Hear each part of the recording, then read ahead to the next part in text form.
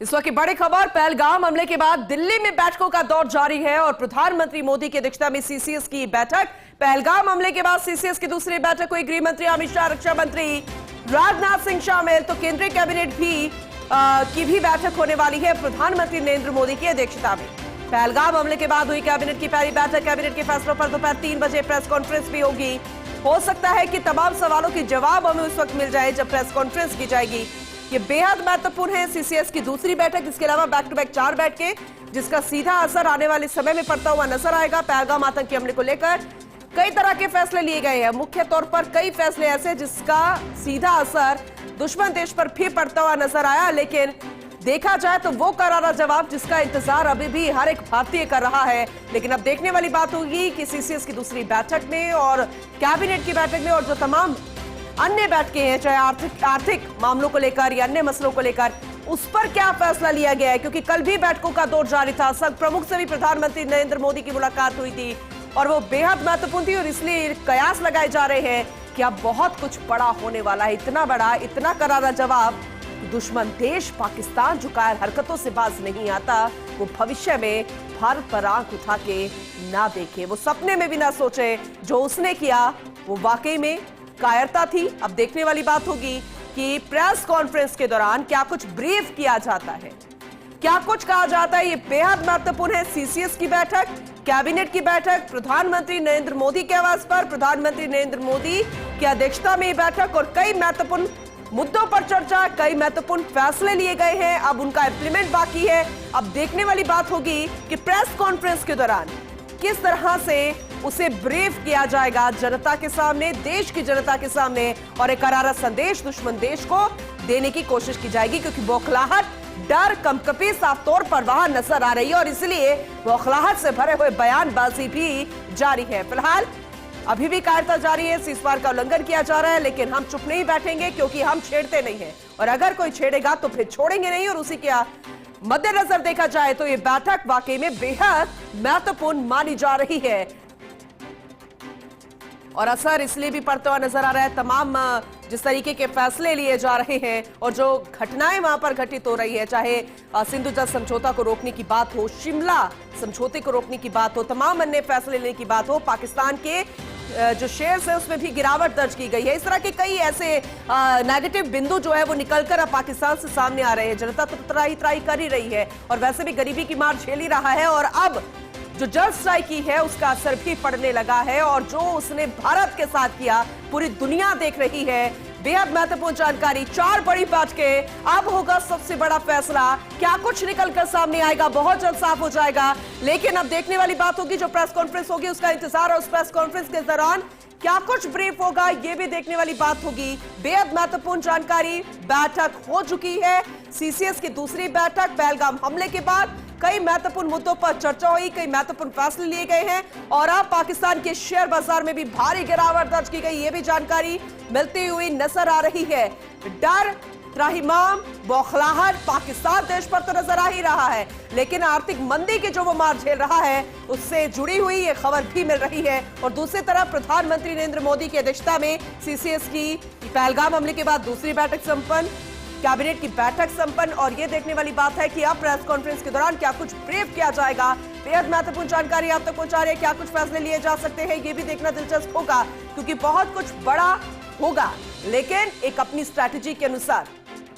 क्योंकि जो आतंकी है उनके घर का नाश कर दिया गया, उनके आशियाने को जला दिया गया। वो आशियाने जलते हुए भी हमने आपको दिखाए थे किस तरह से ब्लास्ट किया गया था, क्योंकि वो वही आशियाने थे उनके जहां पर मंसूबे तैयार थे। वो कायरतापूर्ण, वो पूरी डिटेल जो है वो वहां तैयार की गई थी कि किस तरह से देश में रहकर ही पूरे देश के लोगों को डराना है, धमकाना है, उनको मारना है। और ऐसे में भारत अब चुप नहीं बैठने वाला। लगातार सरकार फैसले लेती हुई नजर आ रही है, मंथन करती हुई नजर आ रही है, अपनी स्ट्रैटेजी के अनुसार चलती हुई नजर आ रही है। और ऐसे में सीसीएस की बैठक बेहद महत्वपूर्ण है क्योंकि आर्मी का रोल बेहद महत्वपूर्ण रहेगा। और अभी देखा जाए तो एक बड़ी कार्रवाई जो होनी है आर्मी की तरफ से, सेना की तरफ से, वो अभी बाकी है। शुरुआत हो चुकी है, जो हमने जम्मू कश्मीर में देखी, हमने आपको तस्वीरें दिखाई थी किस तरह से घर जो है वो ब्लास्ट किए गए थे उन आतंकियों के, और ऐसे में सीजफायर का जो उल्लंघन दुश्मन देश से लगातार हो रहा है उस पर भी करारा हमला बोला गया और घुसपैठ करने वाले आतंकियों को भी मार गिराया गया। यानी कि ये कार्रवाई, रूटीन कार्रवाई तो लगातार जारी, लेकिन आतंकियों के घर को ब्लास्ट करके उड़ा दिया गया, आग के हवाले कर दिया गया। ये भी एक करारा संदेश देने की कोशिश, लेकिन एक बड़ी कार्रवाई सेना की तरफ से वो क्या हो सकती है, ये भी देखने वाली बात होगी। जो महत्वपूर्ण फैसले पहले लिए गए हैं, जल स्ट्राइक हो चुकी है और भी कई ऐसे समझौतों को रोका गया है। 48 घंटे का अल्टीमेटम दिया था, जो कि पाकिस्तान से भारत आए थे वो नागरिक, उन्हें वापस उनके देश भेजा गया है। और ऐसे में ये बैठकें कई मायनों में खास है, क्योंकि पूरे देश की नहीं पूरी दुनिया की नजर इस पर टिकी है। और भारत जब फैसला लेता है और भारत हस्तक्षेप भी दूसरे देशों के फैसलों में करता है तो उसको माना भी जाता है। फिर चाहे रूस यूक्रेन का युद्ध हो या फिर अन्य देशों के बीच में चल रही कोई ऐसी गतिविधि, जब भारत हस्तक्षेप करता है तो उसको सुना जाता है, माना जाता है और उसका रिजल्ट भी पॉजिटिव आता है। और ऐसे जब अपने ही देश में भारत फैसला करेगा तो उसका जमीनी स्तर पर कितना पॉजिटिव असर पड़ता नजर आएगा, क्योंकि अपने नियमों के तहत, अपनी स्ट्रैटेजी के तहत आर्मी काम करती है और साथ ही सरकार काम करती है। और इस बीच ये भी बेहद महत्वपूर्ण है कि विपक्ष साथ देता हुआ नजर आ रहा है। विपक्ष ये कह रहा है कि सरकार और सेना मिलकर जो भी फैसला लेंगे दुश्मन देश के खिलाफ इस घटना के बाद, हम सरकार के साथ हैं। और ऐसे में हालांकि एक संसद में एक नया सेशन करवाने की भी मांग राहुल गांधी द्वारा की गई थी, लेकिन वो एक अलग विषय है कि सत्र होगा नहीं होगा। लेकिन फिलहाल ये बैठक कई मायनों में खास, क्या फैसले लिए गए, किस तरीके से उसे ब्रीफ किया जाएगा, प्रेस कॉन्फ्रेंस का इंतजार है वो।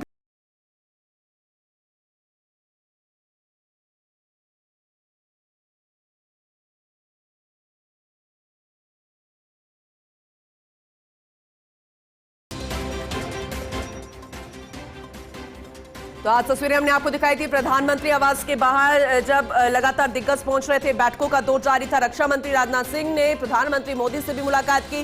प्रधानमंत्री मोदी की गृह मंत्री, रक्षा मंत्री के साथ बैठक जारी। इससे पहले प्रधानमंत्री मोदी की अध्यक्षता में सीसीएस की बैठक हुई। पहलगाम हमले के बाद सीसीएस की दूसरी बैठक, जो कि हम आपको हर एक अपडेट पहुंचा रहे हैं। वहीं गृह मंत्री अमित शाह, रक्षा मंत्री राजनाथ सिंह भी इसमें शामिल हुए। तो केंद्रीय कैबिनेट की भी प्रधानमंत्री नरेंद्र मोदी की अध्यक्षता में बैठक। पहलगाम हमले के बाद कैबिनेट की पहली बैठक है और सीसीएस की दूसरी बैठक है। कैबिनेट के फैसलों पर दोपहर 3 बजे प्रेस कॉन्फ्रेंस होगी कैबिनेट के फैसलों पर, और क्या वो फैसले होंगे वो भी देखना दिलचस्प होगा। बेहद महत्वपूर्ण जानकारी फोर्स इंडिया न्यूज पर सबसे पहले आप तक पहुंचा रहे हैं और लगातार नजर बनी हुई थी कि आखिर इस बैठक में क्या फैसले लिए जा सकते हैं। हालांकि एक अल्टीमेटम और एक गाइडलाइंस जारी हुई थी जितने भी मीडिया हाउसेज हैं सरकार की तरफ से कि जो भी गतिविधियां हैं आर्मी की या जो भी इस तरह की एक्टिविटीज है उसे मीडिया में ना बताया जाए, और इसीलिए कुछ ऐसी जानकारी जिसे डिस्क्लोज नहीं किया जा रहा। लेकिन फिलहाल कैबिनेट की जो बैठक संपन्न हुई है उसे लेकर महत्वपूर्ण जो फैसले थे उसे लेकर प्रेस कॉन्फ्रेंस की जाएगी। क्या कुछ वो खास होगा वो भी आप तक पहुंचाएंगे। लेकिन पहलगाम हमले के बाद सीसीएस की दूसरी बैठक और पहलगाम हमले के बाद ये कैबिनेट की पहली बैठक, और ऐसे में कई महत्वपूर्ण बिंदु पर चर्चा हुई होगी, कई महत्वपूर्ण बिंदु पर फैसला, और ये बेहद खास मानी जा रही है। प्रेस कॉन्फ्रेंस का इंतजार, उसके बाद क्या कुछ होगा वो भी आप तक पहुंचाएंगे। फिलहाल ये बड़ी खबर, अहम जानकारी, और बैठकों का दौर भी जारी है, मुलाकातों का दौर भी जारी है। और मुलाकातें जब होती है तो फिर महत्वपूर्ण बिंदुओं पर चर्चा होती है, और वैसे भी देश में बहुत कुछ चल रहा है। और सबसे महत्वपूर्ण पहलगाम आतंकी हमला, जिस पर एक्शन तो हो रहा है, लेकिन फिर भी इंतजार उस करारे हमले का, उस करारे जवाब का जो दुश्मन देश को देना है, ताकि भविष्य में फिर वो इस तरह की गतिविधि करने के बारे में सोच भी ना सके। कैबिनेट की बैठक हुई, महत्वपूर्ण बैठक, और ऐसे में क्या कुछ फैसले लिए गए होंगे, क्या कुछ मंत्रणा हुई होगी, उस पर भी ब्रीफ किया जाएगा प्रेस कॉन्फ्रेंस के जरिए। इंतजार रहेगा 3 बजे का।